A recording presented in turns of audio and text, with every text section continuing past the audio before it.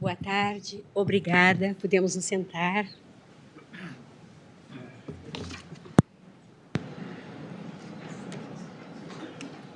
Deixa eu responder quando eu que...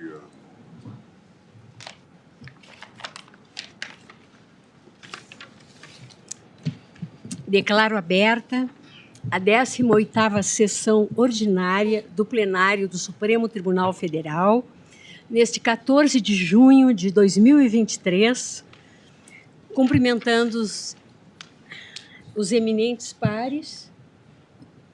Tá bom, presidente. Só vocês. Eu sou suspeito para falar. Então, vamos... Me avisem quando eu tiver. Né? Então, agora, com o microfone, eu declaro aberta a 18ª sessão ordinária do plenário do Supremo Tribunal Federal, nesse 14 de junho de 2023, saudando os eminentes pares, ministro Gilmar Mendes, nosso decano, ministra Carmen Lúcia, ministro Luiz Fux, ministro Luiz Roberto Barroso, ministro Luiz Edson Fachin, ministro Alexandre de Moraes, presentes aqui nesse plenário, e ministro André Mendonça, presente de forma remota. Na nossa tela se encontra o ministro André Mendonça. Cumprimento também o senhor Procurador-Geral da República, doutor Augusto Aras, cumprimento as senhoras e senhores advogados, as senhoras e senhores servidores, cumprimento todos os presentes e também os que nos assistem de forma remota. Registro a presença, neste plenário, de estudantes do curso de Direito do Instituto Brasileiro de Ensino, Desenvolvimento e Pesquisa, o IDP, de Brasília, e também dos estudantes do ensino médio do Colégio Notre Dame de Campinas, São Paulo. Ainda a registrar a presença de lideranças indígenas das seguintes etnias: o Xoclém, a Croá Gamela, Apurinhã, Arara e Cariú. Sejam todos muito bem-vindos e desejo que os estudantes tenham proveito em assistir à presente sessão. Peço à senhora secretária que proceda à leitura da ata da sessão anterior. Ata da 17ª sessão ordinária do plenário do Supremo Tribunal Federal, realizada em 7 de junho de 2023. Presidência da senhora ministra Rosa Weber, presentes à sessão os senhores ministros Gilmar Mendes, Carmen Lúcia, Dias Toffoli, Luiz Fux, Roberto Barroso, Edson Fachin, Alexandre de Moraes, Nunes Marques e André Mendonça. Procurador-Geral da República, doutor Antônio Augusto Brandão de Aras. Abriu-se a sessão às 14h45, sendo lida e aprovada a ata da sessão anterior.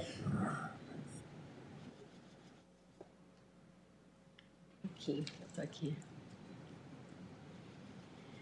Consulto os eminentes pares sobre eventual reparo ou complementação a ser feita na ata da sessão anterior. Nada havendo, declaro-a aprovada.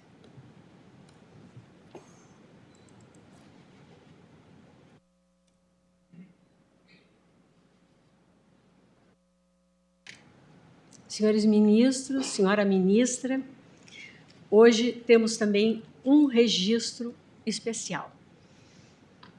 Neste 14 de junho de 2023, o Conselho Nacional de Justiça completa seus 18 anos de vida. Criado pela Emenda Constitucional 45 de 2004, como todos sabemos, como um órgão nacional de controle administrativo e financeiro do Poder Judiciário e do cumprimento dos deveres da magistratura, foi o CNJ instalado em 14 de junho de 2005, na cobertura do anexo 2 do prédio deste Supremo Tribunal Federal, então sob a presidência do ministro Nelson Jobim, e tendo em sua primeira composição, e aqui algumas curiosidades, como conselheiro indicado pela Câmara dos Deputados, o nosso ministro Alexandre de Moraes, e como primeiro secretário, o hoje ministro da Justiça e da Segurança Pública, Flávio Dino, à época juiz federal, a atuar como auxiliar da presidência. O atuar desse conselho, ao longo desses 18 anos, no exercício das atribuições que lhe foram conferidas pelo texto constitucional e sempre com vista ao aprimoramento e aperfeiçoamento do Poder Judiciário, permitiu que se atingisse no Brasil um novo patamar de eficiência e transparência. Consolidou-se o CNJ como um órgão de excelência em governança e gestão, implementando ainda políticas públicas em seu âmbito de atuação, a contribuir decisivamente para a qualidade do sistema de justiça e para a própria cidadania, em toda a sua diversidade, em um país plural como o nosso. Celebrar os 18 anos do CNJ nesta data de maioridade é honrar aqueles que o idealizaram e o implementaram, reverenciando também os que fizeram e fazem crescer e frutificar esse grande projeto institucional convertido ao longo dos anos numa realidade plural e dinâmica. Ao tempo em que eu desejo parabéns e longa vida ao nosso Conselho Nacional de Justiça, convido todos a assistir um breve vídeo institucional em homenagem ao nosso Conselho Nacional de Justiça.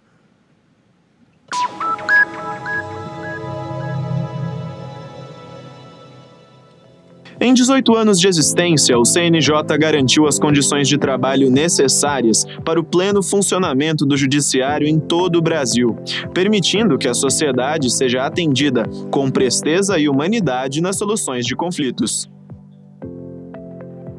Em dezembro de 2004, foi promulgada a Emenda Constitucional número 45, criando o órgão que revolucionaria a organização do Poder Judiciário, o Conselho Nacional de Justiça. O primeiro-ministro a presidir o CNJ, Nelson Jobim, solicitou aos magistrados maior atenção à forma do julgamento e não somente à quantidade. Em entrevista coletiva, deu a seguinte declaração: Uma coisa é ter um sistema moroso, outra coisa é saber por que é moroso. E seguramente, pelos levantamentos que fizemos, observem o grau, a capacidade da carga de trabalho relacionada com a capacidade de decisão, vejam que os elementos que integram o sistema, ou seja, os juízes, são bons. O que tem é um travamento brutal do sistema que inviabiliza resultados efetivos. A ministra Ellen Grace, primeira mulher a presidir o CNJ, destacou a importância da informatização e do uso da tecnologia no Poder Judiciário. Outro efeito colateral dessa virtualização do processo também está na redução de custos para os advogados, para as partes, né, e para o próprio Poder Judiciário. Por iniciativa do ministro Gilmar Mendes, foi criado o mutirão carcerário, permitindo que milhares de detentos que já haviam cumprido suas penas fossem soltos. O judiciário não tem pequena responsabilidade, tem grande responsabilidade nisso, porque quem decreta a prisão é o juiz, quem manda soltar. E nos meus exemplos de mutirão, nós achamos alguém preso há 11 anos provisoriamente lá no Espírito Santo. E depois achamos um sujeito preso há 14 anos em Fortaleza, provisoriamente. Veja, esse é um quadro chocante. Foi na gestão do ministro César Peluso que a conciliação ganhou status de política nacional do Poder Judiciário. Embora as tarefas fiscalizatórias chamem mais a atenção da sociedade, a atuação do CNJ como orientador da política nacional tem sido decisiva para os progressos do Poder Judiciário, especialmente num país continental como o nosso, com tantas diferenças regionais. Durante a presidência do ministro Aires Brito, o CNJ editou a Resolução 151 de 2012, que determinou a divulgação nominal da remuneração recebida por membros, servidores e colaboradores do Judiciário. A propósito do que chamei há pouco de cultura do biombo. Cultura do biombo, que graças a Deus foi superada. substituída pela cultura da transparência. Nas coisas públicas, o melhor desinfetante ainda é a luz do sol. Uma proposta do ministro Joaquim Barbosa, que também presidiu o CNJ, aprovada pelo plenário, resultou na legalização dos casamentos civis entre pessoas do mesmo sexo. A decisão ajudou a materializar o entendimento do STF sobre o tema, impedindo cartórios de negar o reconhecimento a uniões homoafetivas. O Supremo Tribunal Federal afirmou que a expressão da sexualidade e do afeto homossexual não pode servir de fundamento a um tratamento discriminatório, que não encontra apoio na Constituição Federal.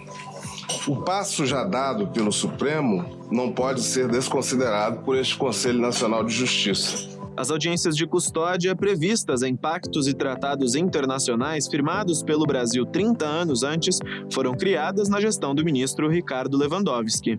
Além de combatermos essa cultura do encarceramento, mediante cursos, seminários, reuniões, conversas, nós estamos estabelecendo a chamada audiência de custódia. No dia 8 de março de 2017, Dia Internacional da Mulher, o CNJ editou portaria instituindo a Política Judiciária Nacional de Enfrentamento à Violência contra as Mulheres, consolidando a campanha Justiça pela Paz em Casa.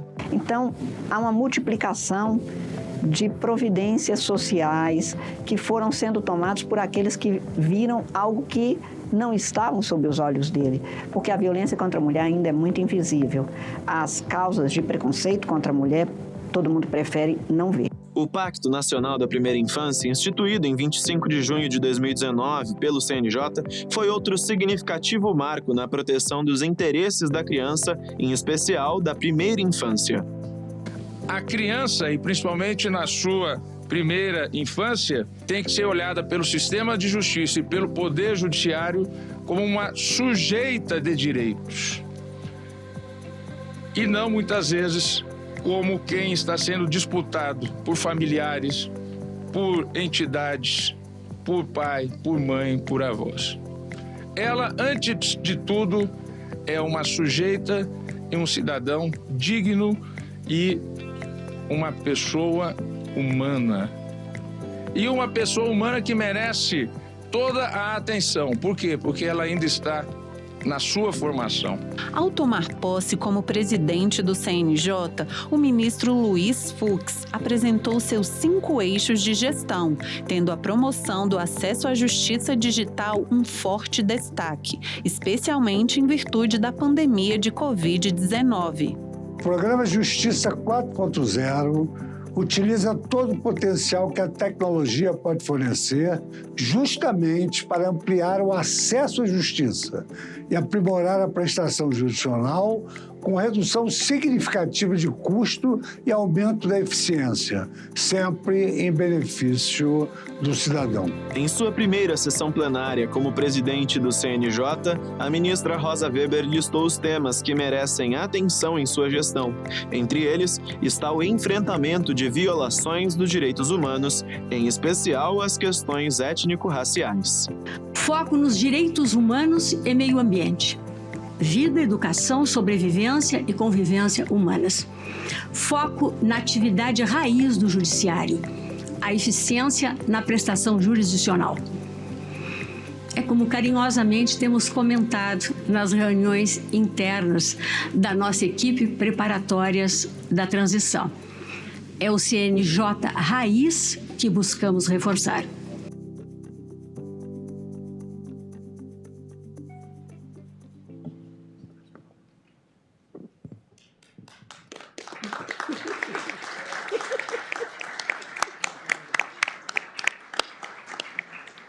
Palmas ao CNJ, sem dúvida, ele merece. Esse profícuo caminho percorrido até agora, né, na verdade, só está iniciando, são 18 anos. Né? Tenho certeza que o aperfeiçoamento, o aprimoramento do Poder Judiciário, né, nesse âmbito de atuação do CNJ, é uma meta a ser sempre perseguida. E vamos continuar nela nas futuras gestões, sem a menor dúvida. Passamos, então, à sessão jurisdicional propriamente dita, com o pregão da ação civil originária 1100, procedente de Santa Catarina, sob a relatoria do ministro Edson Fachin, que tem como autor Faustino Feliciano e outro, e também Modo Batistella Reflorestamento S.A. e o Estado de Santa Catarina, e ainda a Fundação do Meio Ambiente, a Fátima. E como réus, a União, ou melhor, como réis, a União e a Fundação Nacional do Índio, a FUNAI. Já colhemos as sustentações orais. Esse processo é impedimento do ministro Dias Toffoli. E, como eu disse, já colhidas as sustentações orais na sentada anterior, hoje a palavra fica com o ministro Luiz Edson Fachin, relator do feito. Muito obrigado, senhora presidente, ministra Rosa Weber, a quem cumprimento de modo especial por esta celebração sensível e adequadíssima ao Conselho Nacional de Justiça. Cumprimento também a eminente ministra Carmen Lúcia, os eminentes pares, o senhor Procurador-Geral da República, doutor Augusto Aras, advogados e advogadas, de modo especial quem assomou a tribuna na sustentação oral nesta ação civil originária 1100, os estudantes presentes, senhoras e senhores funcionários. Senhora presidente, conforme já pudemos verificar na sessão pretérita, nós estamos diante de uma ação anulatória por meio da qual aproximadamente 300 de proprietários de terra buscam anular a portaria 1128, de 13 de agosto de 2003, bem como todos os demais atos administrativos tendentes a modificar ou, de qualquer forma, alterar a área e os limites da reserva indígena Ibirama-Laclanô, permanecendo estabelecido no decreto presidencial de 15 de fevereiro de 96, onde foi definida a área de 14.084 hectares e 88 centiáreas. Esse é o núcleo da pretensão. Como, aliás, podemos depreender das sustentações orais, especialmente aquela levada a efeito pelo Estado de Santa Catarina e pelo Instituto Ambiental, o que se sustenta é o conjunto suposto de vícios procedimentais no processo demarcatório e questiona-se a tradicionalidade indígena, alegando-se, então, o descumprimento do contido no artigo 231 da Constituição da República. É uma demanda específica que versa sobre uma única terra indígena, esta denominada Ibirama-Laclanô, revela-se, nada obstante, de uma importância ímpar no que concerne aos feitos referentes às demarcações das terras indígenas. Eu houvera, na sessão pretérita, começado a expor, inclusive, um dos inúmeros documentos que foram carreados aos autos. Referia-me ao relatório da Comissão Nacional da Verdade, mas ao lado desse documento, em 120 volumes que compõem este feito, também estão, além desse relatório da Comissão Nacional da Verdade, os seguintes documentos, dentre outros, que mencionam uma perícia cartográfica, perícia judicial antropológica, laudos antropológicos, o Decreto Estadual 15 de 1926, o relatório do então chefe do posto indígena de 1927, uma carta historicamente trazida à colação pelo laudo antropológico de Adolfo Konder ao Marechal Cândido Rondon, o acordo de 1952 entre Santa Catarina e o Serviço de Proteção ao Índio, SPI, bem como o Decreto Federal 73.392, que declarou de utilidade pública parte das terras indígenas desta reserva para a construção de uma barragem. Também está nos autos, como não poderia deixar de ser, o decreto presidencial que homologou a terra indígena, que acabo de me referir,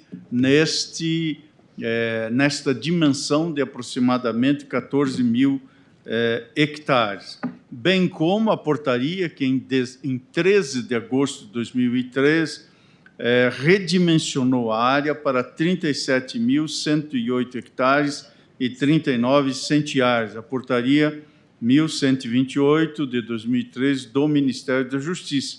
Também está nos autos uma detalhada cadeia nominal que foi juntada, dominial, melhor dizendo, juntada pelo Estado de Santa Catarina.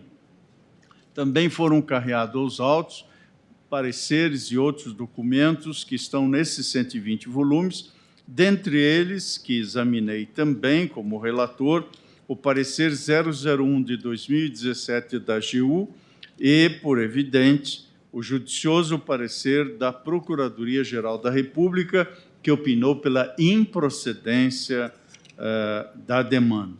Esta matéria, senhora presidente e eminentes ministros, no seu todo, especificamente não, mas diversos segmentos do que ela versa já foram examinados por esse Supremo Tribunal Federal. Menciono pelo menos 5 julgamentos em que esses temas afloraram. Um deles, o mandado de segurança 24045, da relatoria do eminente ministro Joaquim Barbosa, julgado neste plenário e publicado o julgamento em 5 de agosto de 2005. A segurança, neste caso, foi indeferida. O que ali se impugnava era o decreto que estabelece o procedimento demarcatório das terras indígenas, o decreto 1775 de 1996. Além desse processo, cito 2 ACOs que precederam a esta, sobre temas correlatos.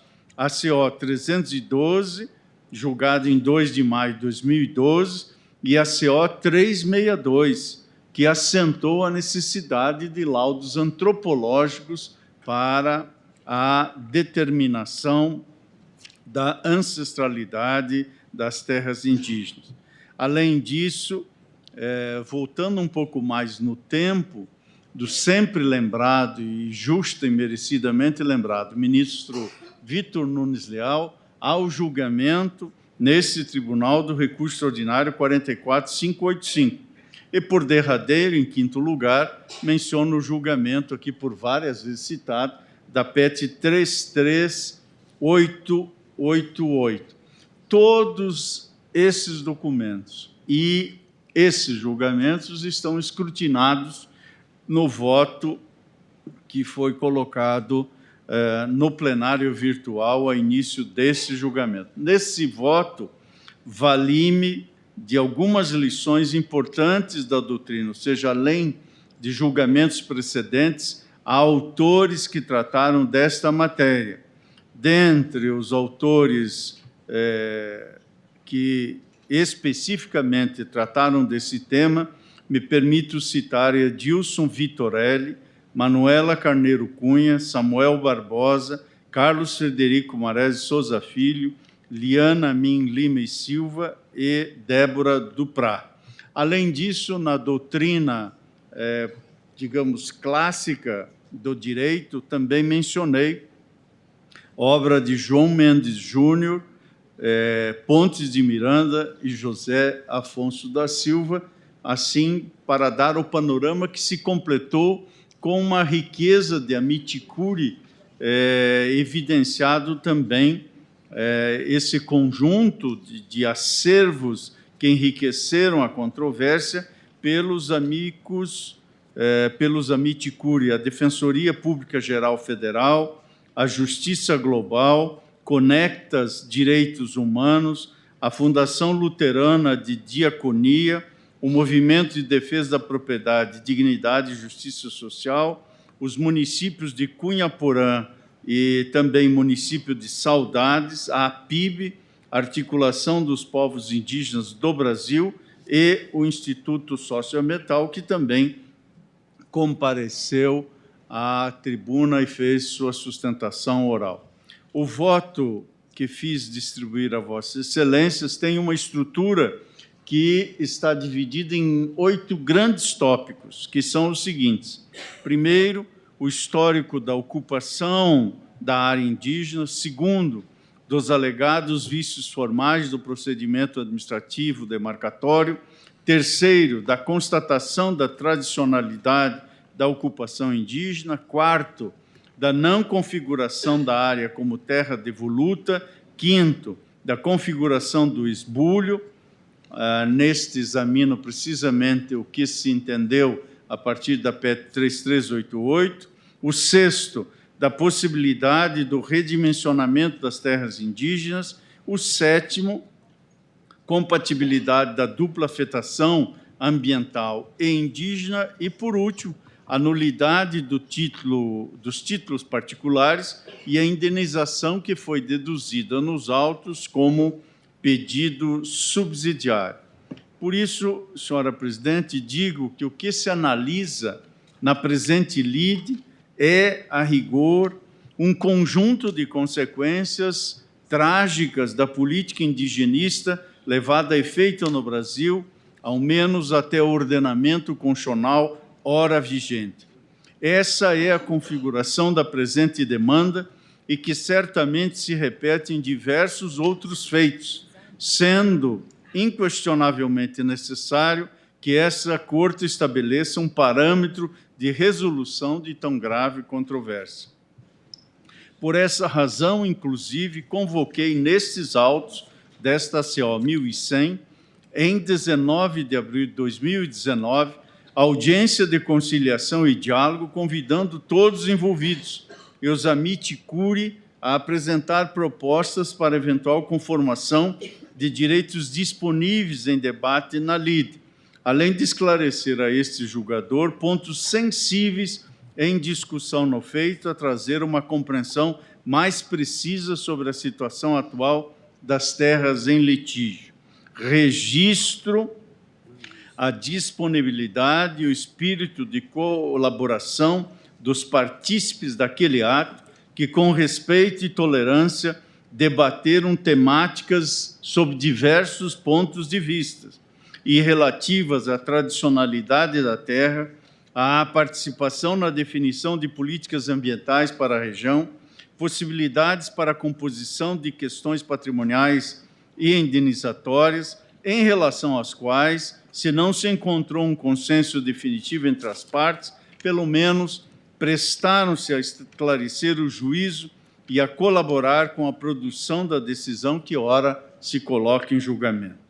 Dentro de uma concepção participativa de democracia, quando o Poder Judiciário é chamado a compor um conflito de magnitude constitucional, aurindo as complexidades e desafios inerentes à questão indígena, mostra-se essencial a exposição dos dissensos e a busca por uma resolução pacificadora e concretizadora dos direitos fundamentais esculpidos pela Constituição de 88.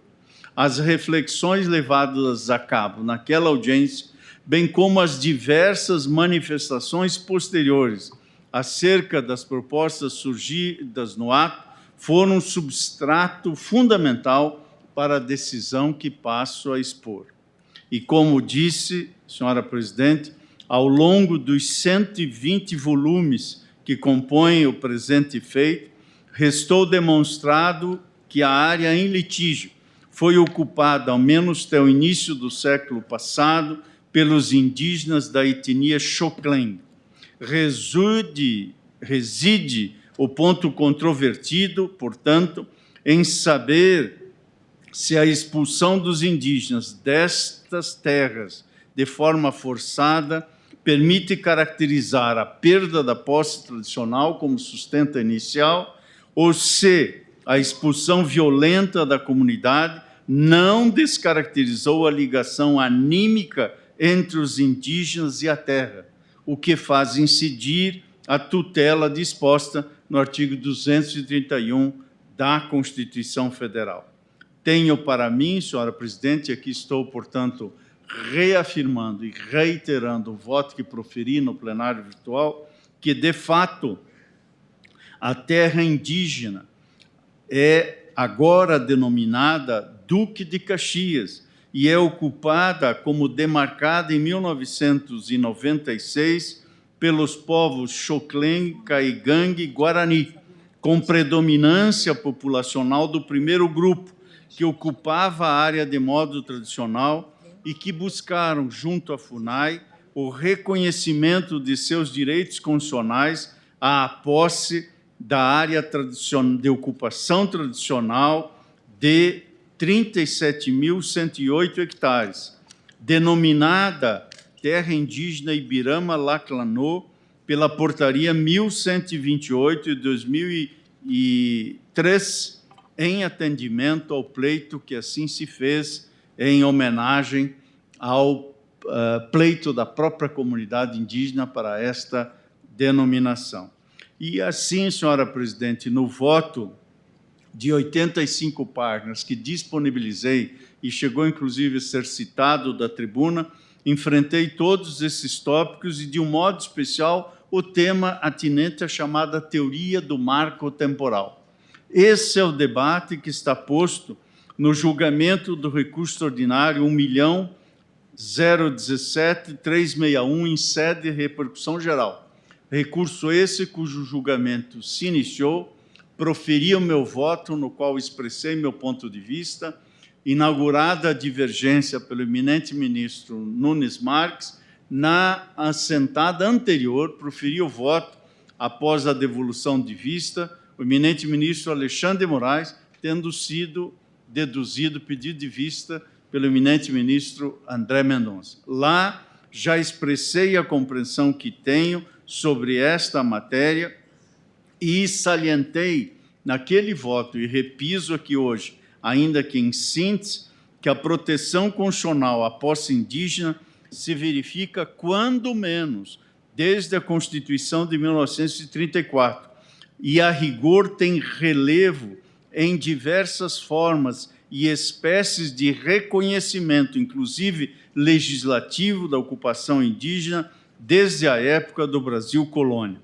Tomada a questão pelo aspecto normativo e considerando que as terras de ocupação indígena, ao menos diante da perspectiva legal, eram protegidas pelo ordenamento jurídico, em especial pelas constituições, quando menos da Constituição de 1934, entendo que não se justifica normativamente a teoria que sustenta ter existido uma fratura em relação à tutela dos direitos territoriais indígenas, porquanto entendo que a simples apropriação das terras por parte de particulares, incentivada ou não pelos entes públicos, jamais foi permitida pelos textos constitucionais.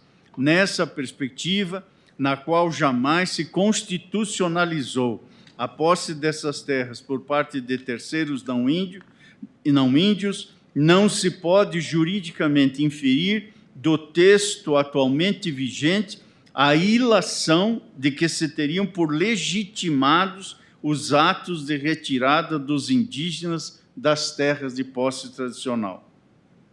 É certo que, a despeito da proteção constitucional e legislativa, os indígenas foram efetivamente desapossados de grande parte do seu território tradicional, num primeiro momento para utilização como mão de obra, depois para a tomada das áreas, para ampliação do território nacional habitado e utilizado, como demonstram os documentos aos quais antes me referi. Por isso, reporto meu voto que já proferi naquele recurso extraordinário que acabo de mencionar, 1.017.365, em sede de repercussão geral, e, respeitosamente, as opiniões em sentido diverso, entendo que a Constituição não afasta, no tempo presente, o reconhecimento dos direitos territoriais indígenas. Ademais, ressalte que os laudos antropológicos constantes dos autos comprovam que a comunidade indígena Xoclém só não estava na totalidade da área que pleiteia, 37 mil hectares, em 5 de outubro de 1988, em razão do contínuo processo de expropriação e expulsão sofrido ao longo do século passado. Primeiro, pela perseguição de burgueiros, que quase levaram o grupo ao extermínio. Depois, pela política de atração, com o intuito de liberar terras para a colonização, com a proibição inicialmente pelos castigos, depois pelas invasões e cercamento de propriedades, de perambulação livre pela área em litígio. Assim, ainda que se considere ser aplicável a algum marco temporal à hipótese, é preciso apontar que a decisão prolatada na PET 3388 não se limitou a reconhecer a necessidade de presença física na promulgação da data, portanto, da promulgação da Constituição, para que então se configurasse a tutela à posse indígena, mas compreendeu que esse direito não se perderia quando configurado renitente esbulho praticado contra a comunidade que impedisse esse estar na terra tradicionalmente considerado. Compreendo que o acórdão naquela PET não fixou critérios estanques para o reconhecimento do renitente esbulho, asseverando que a ocupação por não índios das terras tradicionais não arrefeceu nos índios a sua capacidade de resistência e de afirmação da sua peculiar presença, naquele caso, em todo o complexo geográfico da Raposa Serra do Sol. Analiso aqui, senhora presidente, o conceito de renitente esbulho, problematizando à luz do contido no artigo 231 da Carta Constitucional, e, inclusive, o que se assentou mais tarde em julgamento no recurso extraordinário em sede de agravo 803.462, julgado em 9 de dezembro de 2014 pela segunda turma, entendimento em relação ao qual, com a devida vênia, entendo, quando menos, ser suscetível de problematização. Em primeiro lugar, quanto à exigência de controvérsia possessória judicializada. Compreendo que referida exigência, com devido respeito, não pode subsistir se levar em conta a realidade não apenas fática, como também jurídica da capacidade processual dos índios antes da Constituição de 1988.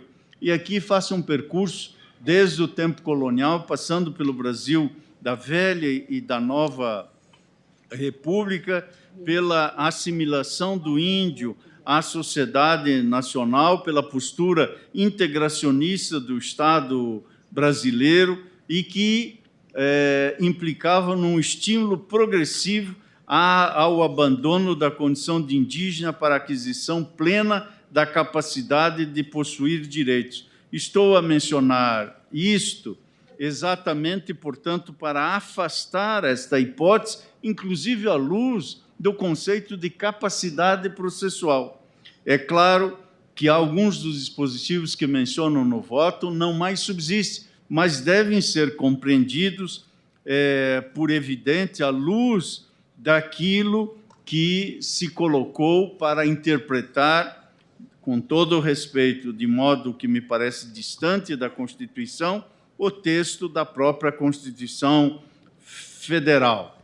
E, por isso, exigir o ajuizamento de demandas possessórias pelas comunidades antes da Constituição de 1988 significaria inferir um desconhecimento da realidade fática e jurídica, eis que os índios praticamente nunca se utilizariam desse recurso. De um lado, porque se tratava de um modo de resistência, obviamente integrante do modo de ser da sociedade envolvente, mas não dos indígenas, que possuem outras formas tradicionais de resolução de conflitos. E, em segundo lugar, porque sempre dependiam da intervenção do órgão indigenista e da União, para tanto, e no conceito integracionista. Muitas vezes os interesses eram bastante conflitantes.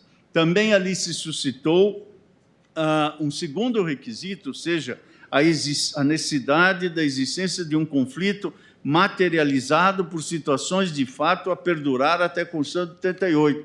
Também afasta essa circunstância, em primeiro lugar, porque o ordenamento constitucional não poderia incentivar conflitos para legitimar e reconhecer direitos. Ou seja, os indígenas tutelados pelo Estado foram constantemente expulsos, assassinados e desintegrados de sua cultura em nome de interesses privados e desenvolvimentistas. Nesse cenário, resistir aos conflitos de forma reiterada seria enfrentar a morte quase certa, algo que não me parece ter sido a intenção do Constituinte quando assegurou a posse das terras que ocupam de forma tradicional. Repito, entendo que o ordenamento constitucional não poderia, como não pode, incentivar conflitos para legitimar e reconhecer direitos. Aliás, esse tribunal já decidiu que o abandono involuntário das terras tradicionais perpetradas por meios violentos não se presta a descaracterizar a tradicionalidade da ocupação. Isso está na CO 312, julgamento de 2 de maio de 2012. Todas essas circunstâncias, senhora presidente, me levam a afirmar no voto, que estou aqui a sumariar, que a comunidade só não estava na posse da integralidade de suas terras pelo processo em muito oficial desbulho e violência sofrido pelos índios, mas nunca deixou de existir capacidade de resistência e afirmação de sua peculiar presença na área demarcada. Portanto, também afasto esse argumento e examino também aqui todos os demais argumentos que foram trazidos à colação, senhora presidente, e como eu vera mencionado, este voto na integralidade foi colocado à disposição de todos, publicado no plenário virtual, cujo julgamento foi interrompido por pedido de destaque, efetuado pelo eminente ministro Gilmar Mendes, que, aliás, ao final da sessão pretérita, já anunciou de viva voz que faria um pedido antecipado de vista também deste feito. O teor do voto também foi citado da tribuna e, ademais, o julgamento do recurso extraordinário, com repercussão geral, contém uma questão nuclear que, de algum modo, vai se projetar na essência da questão atinente ao marco temporal, que também está explícita nesta ação civil originária 1100. Por isso, senhora presidente, sumario, para concluir o voto, os 10 pontos essenciais dessas 85 páginas que compõem a percepção que trouxe no virtual e agora trago presencialmente a este colegiado. Primeiro, assenta o seguinte: o presente caso, a despeito de referir-se a uma única terra indígena, revela-se de importância ímpar no que concerne aos feitos referentes às demarcações indígenas, por espelhar o modo de ocupação das terras ao longo do período imperial e republicano pré-constituição na parte sul do país, com as tentativas de pacificação e atração dos povos indígenas para localidades exíguas em dimensão, a fim de possibilitar a concessão dessas áreas para povoamento, promovendo a expansão do território ocupado a oeste, além de liberar terras para a infraestrutura necessária à política desenvolvimentista. Segundo, não se verifica, em meu modo de ver, ao menos, qualquer mácula procedimental no que concerne ao trâmite do processo administrativo demarcatório, que observou rigorosamente o disposto no Decreto 1776 de 1995, quanto à publicização do relatório de identificação da tradicionalidade da ocupação indígena, possibilitando a tempestiva impugnação do laudo, bem como quanto ao levantamento fundiário promovido no processo, restando preservado o contraditório e o direito à ampla defesa. Terceiro, não logrou êxito a parte autora em demonstrar a parcialidade do laudo antropológico produzido no processo demarcatório, a indicar a tradicionalidade da área em litígio, uma vez elaborado nos termos da legislação de regência, com a participação da comunidade indígena e plena possibilidade de impugnação pelos particulares que discordem do seu conteúdo. Quarto, constituído o grupo técnico para estudo da efetiva verificação da tradicionalidade da área e tendo o relatório de identificação constatado que, em verdade, a terra indígena tinha delimitação maior que aquela fixada por decreto estadual, não há desvio de finalidade apontado em procedimento que cumpre o disposto no artigo 231 da Constituição Federal. Quinto, a posse tradicional sobre a área demarcada, relacionada com o próprio habitat de um povo, nos seus termos de costumes e tradição, e não consoante o conceito civilista de posse e domínio, restou atestada nos autos por laudos histórico-antropológicos. Sexto, as terras de ocupação tradicional indígenas não foram arrecadadas pelos estados como terras devolutas, nos termos da Lei de Terras de 1850 e da primeira Constituição Republicana. Sétimo, os laudos antropológicos comprovam que a comunidade indígena Xoclém só não estava na área em 5 de outubro de 1988, na área nessa extensão da portaria, cuja anulidade se pleiteia, em razão do contínuo processo de expropriação e expulsão sofrido ao longo do século passado. Oitavo, ausente o procedimento demarcatório adequado ao reconhecimento da tutela, consoante prevê o artigo 231 da Constituição Federal, com a produção de laudo técnico a delimitar a real extensão da posse tradicional indígena, mostra-se possível o redimensionamento da área demarcada nos termos do Decreto 1776 de 1995. Nono e por penúltimo, a compatibilidade da dupla afetação da área como terra indígena e como de proteção ambiental, assegurando-se às comunidades o exercício dos direitos originários de acordo com seus usos, costumes e tradições. E, por último, em 10º e último ponto desta síntese, a cadeia dominial ou possessória de determinada área não impede a realização de procedimento demarcatório, diante da existência de direito originário à posse das terras tradicionalmente ocupadas, pois, nos termos do parágrafo 6º do artigo 231, são nulos e extintos, não produzindo efeitos jurídicos, os que tenham por objeto a ocupação, o domínio e a posse das terras a que se refere este artigo, ou a exploração das riquezas naturais do solo, dos rios e dos lagos nela existentes, ressalvado o relevante interesse público da União, segundo o que dispuser lei complementar, não gerando a nulidade e a extinção, direito à indenização ou ações contra a União, salvo na forma da lei, quanto a benfeitorias derivadas de ocupação de boa-fé. Ressalvo quanto a este conceito de boa-fé, senhora presidente, que, no caso concreto, como aliás dito da tribuna, a presença de agricultores de boa-fé pode levar ao amadurecimento da perspectiva de uma indenização por evento danoso, mas não naquilo que se choque com os termos da proteção que se dá pela Constituição Federal.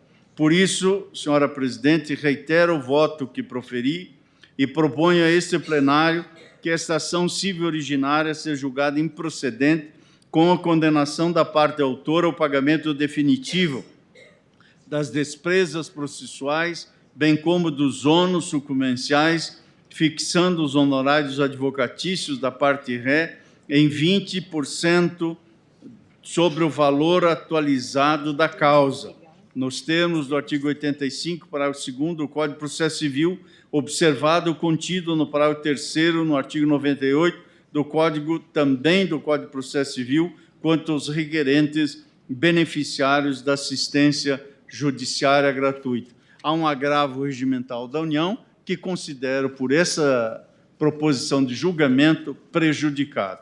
É como voto, senhora presidente. Presidente. Agradeço ao ministro Fachin. Passa a palavra ao ministro Gilmar Mendes.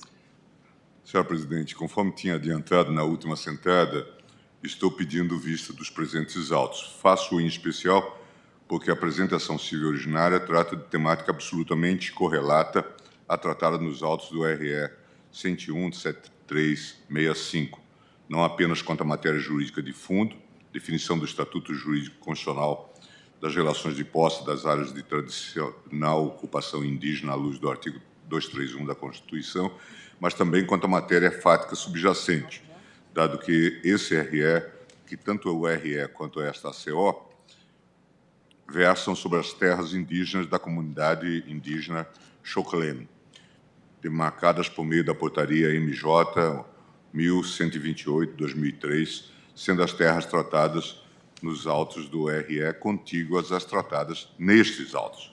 Nesse cenário, considerando que o julgamento do RE, que também vinha sendo realizado na última sentada, veio a ser interrompido por pedido de vista do ministro André Mendonça, considero prudente aguardarmos a devolução e as relevantes considerações que certamente serão trazidas ao julgamento do referido RE também para aproveitamento na apreciação dos presentes autos. Indico desde já a devolução da vista, tão logo o RE esteja em condições para a retomada de julgamento em conjunto, se assim a presidência entender conveniente. Obrigado. Agradeço ao ministro Gilmar Mendes, que, na verdade, havia destacado o processo. O que está havendo é uma conversão, né, do destaque em pedido de vista, como já havia sido noticiado. Então, cabe-me fazer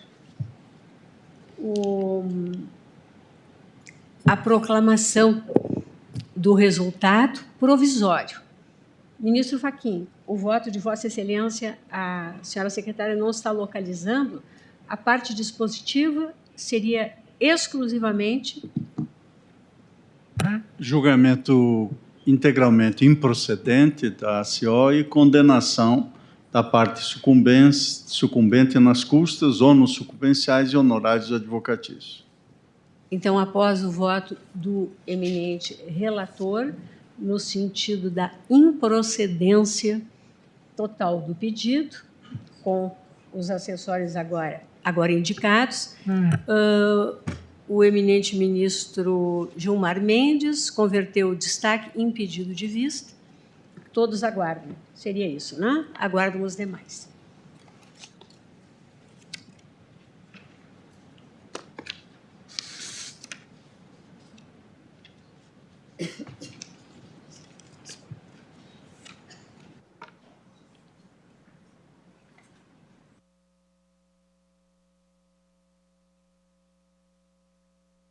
Microfone.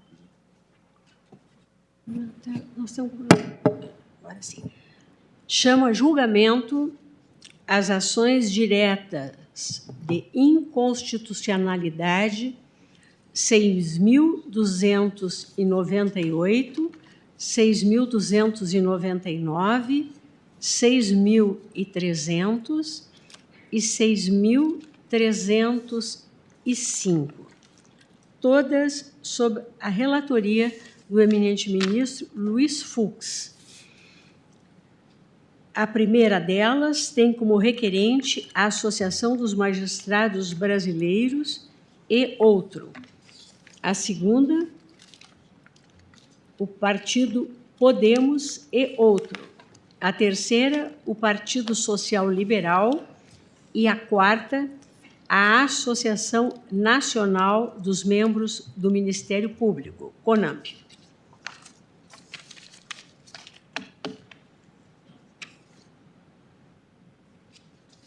eminente ministro Fux, eu sei que Vossa Excelência tem um longo relatório.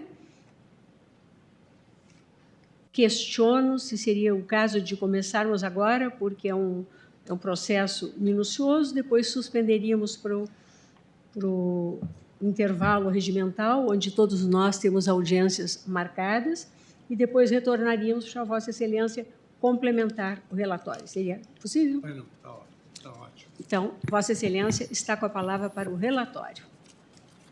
Excelentíssima senhora presidente do Supremo Tribunal Federal, ministra Rosa Weber, aqui é um cumprimento pelo trabalho realizado de enaltecimento dessa função nobilíssima que é a exercida no Conselho Nacional de Justiça, que tive a honra de participar, e Vossa Excelência teve a generosidade de inaugurar nosso retrato da semana passada. Saúdo o nosso excelentíssimo senhor Procurador-Geral da República, doutor Augusto Aras, e os nossos eminentes pares aqui presentes. Senhora presidente, conforme Vossa Excelência já destacou, estamos diante de 4 ações diretas de inconstitucionalidade com pedidos de medida cautelar ajuizados em face dos dispositivos da Lei 13.964, de 24 de dezembro de 2019, que promoveu modificações no Decreto-Lei 2.848 de 1940, Código Penal, promoveu modificações no Decreto-Lei 3.689 de 1941, Código de Processo Penal, e tudo engendrado no denominado pacote anticrime. As ações diretas, segundo anoto no meu relatórios e os atos normativos correlatos, a primeira delas é a DI 6298, conforme Vossa Excelência já destacou, ajuizada pela Associação dos Magistrados do Brasil e pela AJUF, em 27 de 12 de 2019, a mim distribuída, em 27 de 12 de 2019. A DI 6299, oferecida pelo Podemos e pelo Cidadania, em 28 de 12 de 2019, a mim distribuída. A DI 6.300, apresentada pelo Diretório Nacional do Partido Social Liberal, PSL, ora União Brasil, em 1º de janeiro de 2020, a mim distribuída.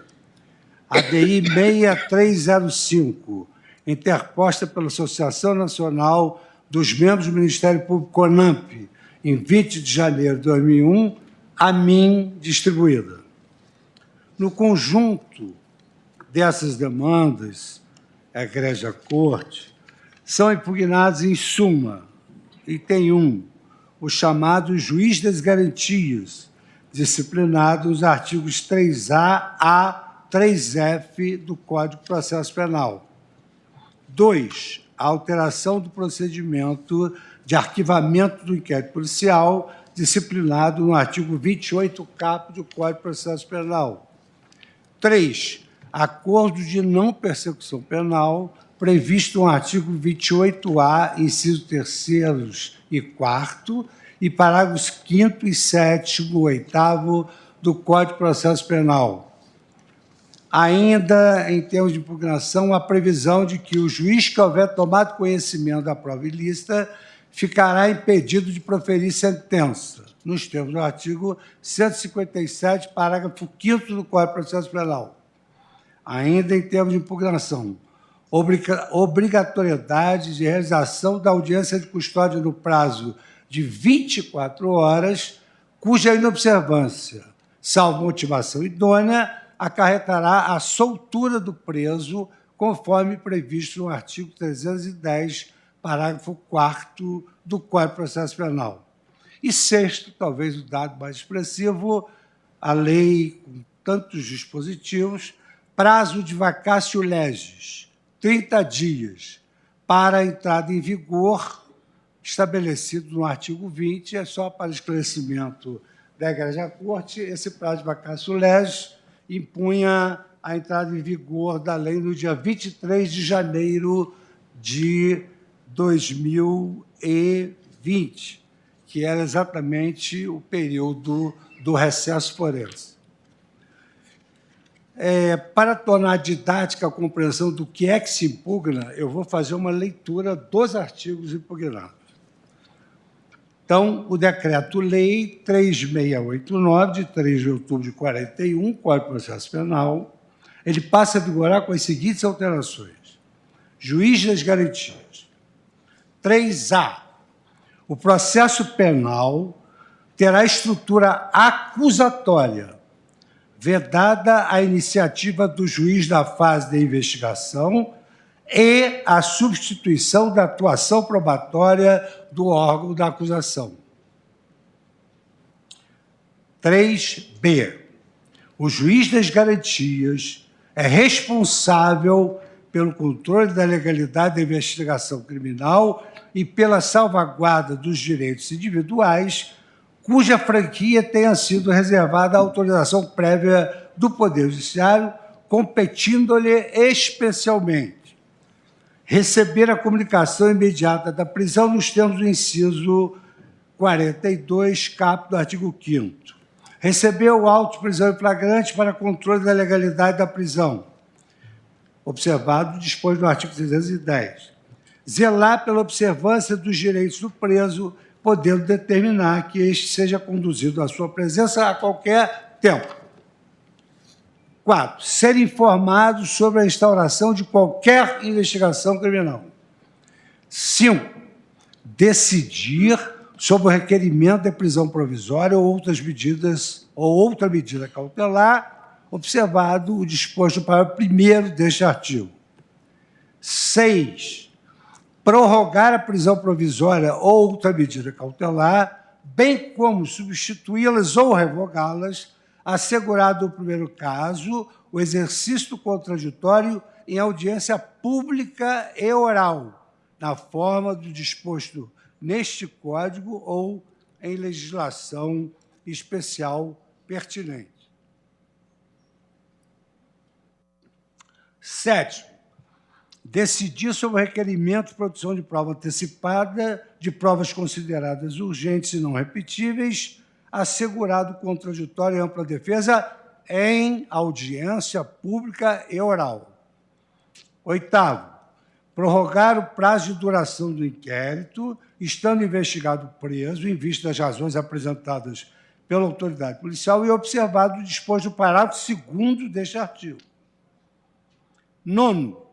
Determinar o trancamento do inquérito policial quando não houver fundamento razoável para a sua instauração ou prosseguimento. 10. Requisitar documentos, laudos e informações ao delegado de polícia sobre o andamento da investigação. 11. Decidir sobre os seguintes requerimentos: interceptação telefônica do fluxo de comunicações em sistemas de informática e telemática ou de outras formas de comunicação. Afastamento dos sigilos fiscal, bancário, de dados e telefônico. Busca e apreensão domiciliar. Acesso a informações sigilosas. E outros meios de obtenção de prova que restringam direitos fundamentais do investigado. 12º, julgar habeas corpus impetrado antes do oferecimento da denúncia. Então, o juiz pode tomar todas essas providências e ele mesmo julga o habeas corpus antes do oferecimento da denúncia. 13. Determinar a instauração de incidente de insanidade mental. 14.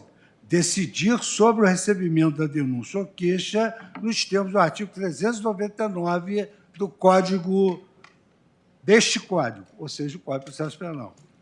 15º, assegurar prontamente, quando se fizer necessário, o direito outorgado ao investigado e ao seu defensor de acesso a todos os elementos informativos e provas produzidas no âmbito da investigação criminal, salvo no que concerne estritamente às diligências em andamento. 16º, deferir o pedido de admissão de assistente técnico para acompanhar a produção da perícia.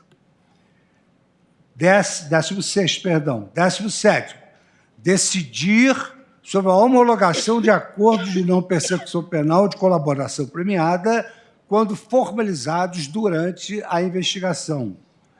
18º, outras matérias inerentes às atribuições definidas no caput deste artigo.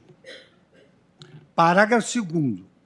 Se o investigado estiver preso, o juiz de garantias poderá, mediante representação da autoridade policial e ouvido o Ministério Público, prorrogar uma única vez a duração do inquérito por até 15 dias, após o que, se ainda assim a investigação não for concluída, a prisão será imediatamente relaxada. Artigo 3º-C.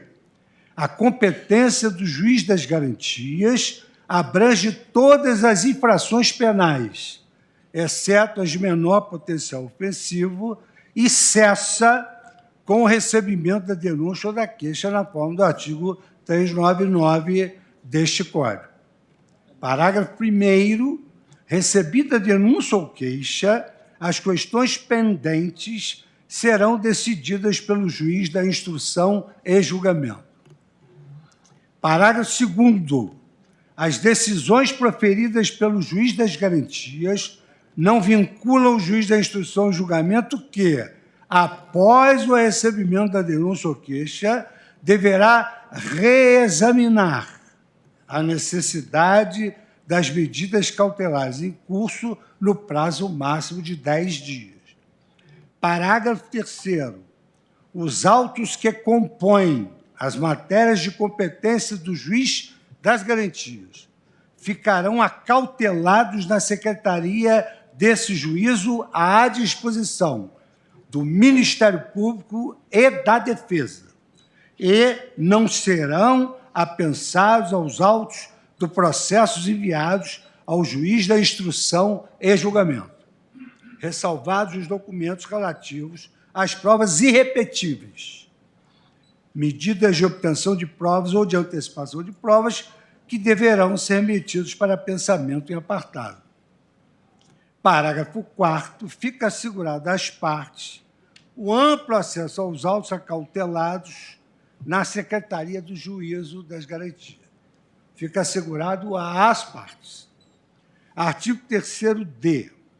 O juiz que, na fase de investigação, praticar qualquer ato incluído nas competências dos artigos 4º e 5º deste Código ficará impedido de funcionar no processo. Parágrafo único. Nas comarcas em que funcionar apenas um juiz, os tribunais criarão um sistema de rodízio de magistrados a fim de atender às disposições deste capítulo. Agora, aqui importante, o juiz das garantias será designado conforme as normas de organização judiciária da União, da organização judiciária dos Estados e da organização judiciária do Distrito Federal, observando critérios objetivos a serem periodicamente divulgados pelo respectivo tribunal. Artigo 3º-F. O juiz das garantias deverá assegurar o cumprimento das regras para tratamento dos presos, impedindo o acordo ou ajuste de qualquer autoridade com órgãos da imprensa para explorar a imagem da pessoa submetida à prisão, sob pena de responsabilidade civil, administrativa e penal. Parágrafo único. Por meio de regulamento, as autoridades deverão disciplinar em 180 dias o modo pelo qual as informações sobre a realização da prisão e a identidade do preso serão, de modo padronizado e respeitada a programação normativa aludida no caput deste artigo, transmitida à imprensa, 180 dias depois, 6 meses depois. Assegurados a efetividade da persecução penal, o direito à informação e a dignidade da pessoa submetida à prisão. Artigo 28. Eu tenho de citar todos esses artigos, porque cada parte argui a constitucionalidade de um dos artigos. Artigo 28. Ordenando o arquivamento do inquérito policial ou de quaisquer elementos informativos da mesma natureza, o órgão do Ministério Público comunicará à vítima, ao investigado e à autoridade policial. Não há aqui menção à Justiça. E encaminhará os autos para instância de revisão ministerial, para fins de homologação na forma da lei. Artigo 28-A. Não sendo caso de arquivamento e tendo o investigado confessado formal e circunstancialmente a prática de infração penal sem violência ou grave ameaça e com pena mínima inferior a 4 anos, o Ministério Público poderá propor acordo de não persecução penal, desde que necessário e suficiente para a reprovação e prevenção do crime, mediante as seguintes condições ajustadas cumulativa e alterativamente. Inciso 3º, que é o impugnar. Prestar serviço à comunidade ou entidades públicas por período correspondente à pena mínima combinada ao delito, diminuída de 1 a 2/3, em local a ser indicado pelo juízo da execução na forma do artigo 46 do Código Penal. Decreto-Lei 2848. 5. Ainda são as condições ajustadas cumulativamente. Não estou a sair do artigo 3º, estou no inciso 5º do 28. 5º. Cumprir por prazo determinado outra condição indicada pelo Ministério Público, desde que proporcional ou compatível com a infração penal imputada. Parágrafo 5º do 28. Se o juiz considerar inadequadas, insuficientes ou abusivas as condições dispostas no acordo de não persecução penal, ou seja, o juiz das garantias, devolverá os autos ao Ministério Público para que seja reformulada a proposta de acordo com concordância do investigado e seu defensor. Parágrafo 7º. O juiz poderá recusar a homologação à proposta que não atender os requisitos legais ou quando não for realizada a adequação a que se refere o parágrafo 5º deste artigo. Parágrafo 8º. Recusada a homologação, o juiz devolverá os autos ao Ministério Público para análise da necessidade de complementação das investigações ou oferecimento da denúncia. Impugna-se agora o artigo 157.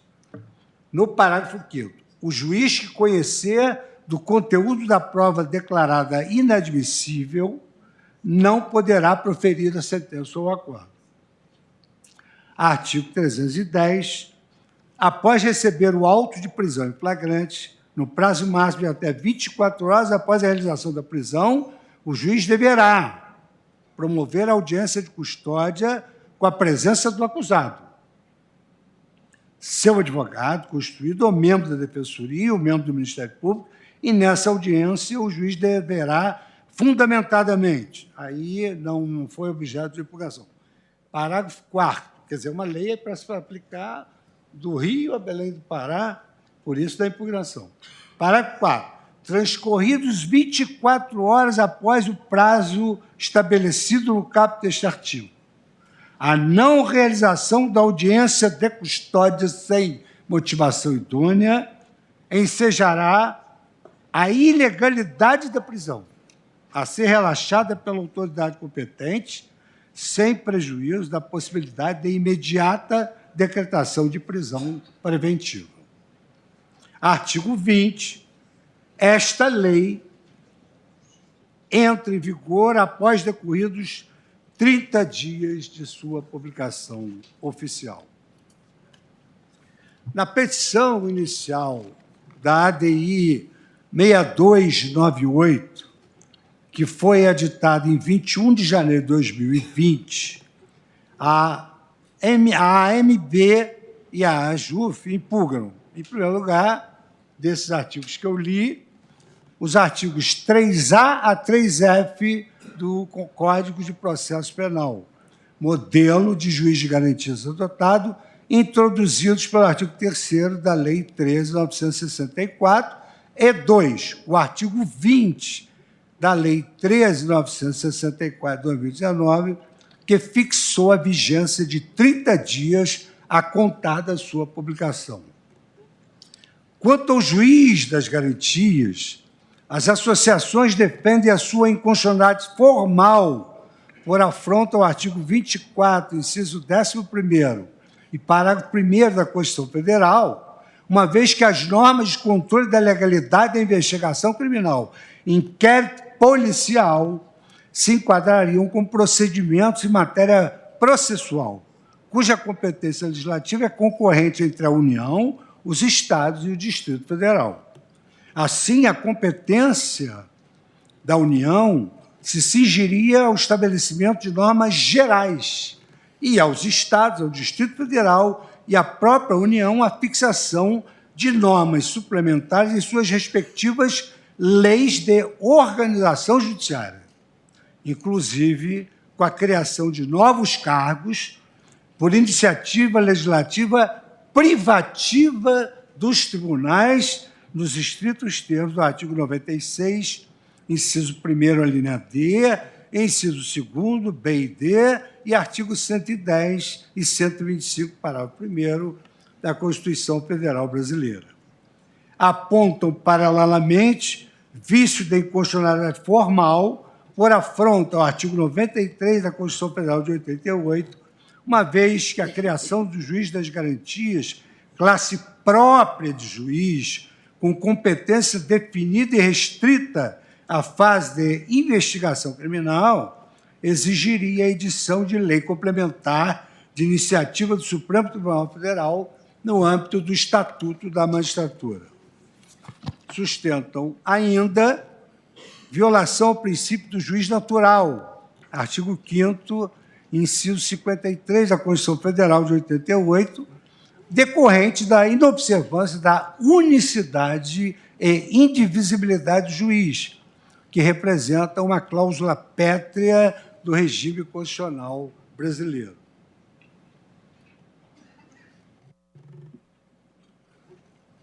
Ainda arguem a violação à igualdade na previsão que afastou a incidência do juiz das garantias nas varas coletivas criminais, nos termos do artigo 1A e parágrafos da Lei 12.694, incluído pela Lei 13.964, de 2019.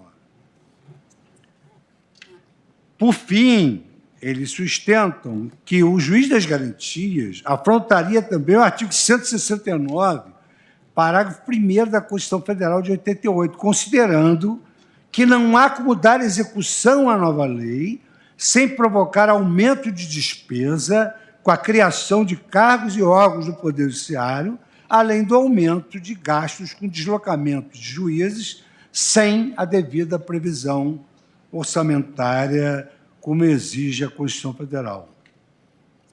Seguindo sob o prisma orçamentário, apontam violação ao novo regime fiscal da União instituído pela Emenda Constitucional 95, a DCT, artigo 109, que veda a criação de cargo, emprego ou função que implique aumento de despesa.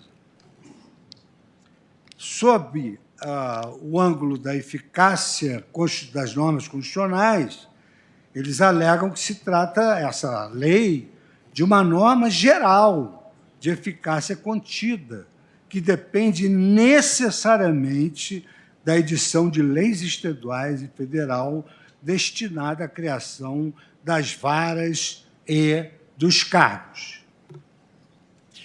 Estou procurando pular algumas coisas. Ministro Fux, nós chegamos às 16 horas. Tá bem. Eu consulto Vossa Excelência. Eu seria prossigo. possível suspendermos Tá agora? bem, eu tenho audiência também. Vossa Excelência Eu prossigo. continua depois do intervalo. Sessão suspensa.